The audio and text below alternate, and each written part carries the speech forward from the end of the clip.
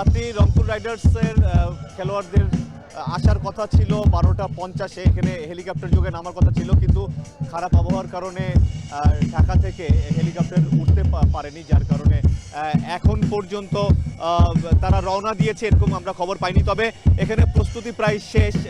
আপনি নিশ্চয়ই শব্দ শুনতে পাচ্ছেন এবং আমার চারপাশে দেখতেও পাচ্ছেন যে আজকে যে ব্যান্ড দল পারফর্ম করবে সেই ব্যান্ড দলের তারা তাদের সাউন্ড সিস্টেমগুলো ঠিক করে নিচ্ছে যে ঠিকঠাক মতো আছে কিনা।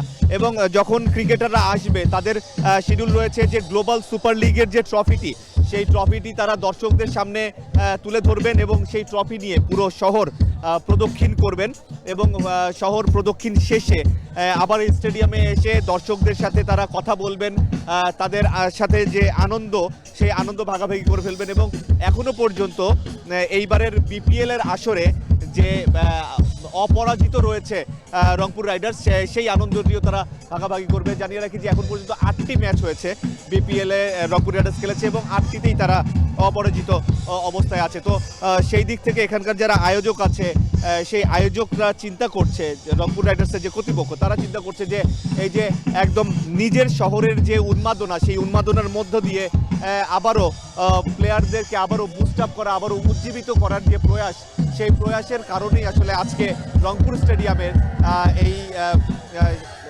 যারা সমর্থক আছে তাদের সাথে আনন্দ ভাগাভাগি করে নিতেই আজকের এই আয়োজন।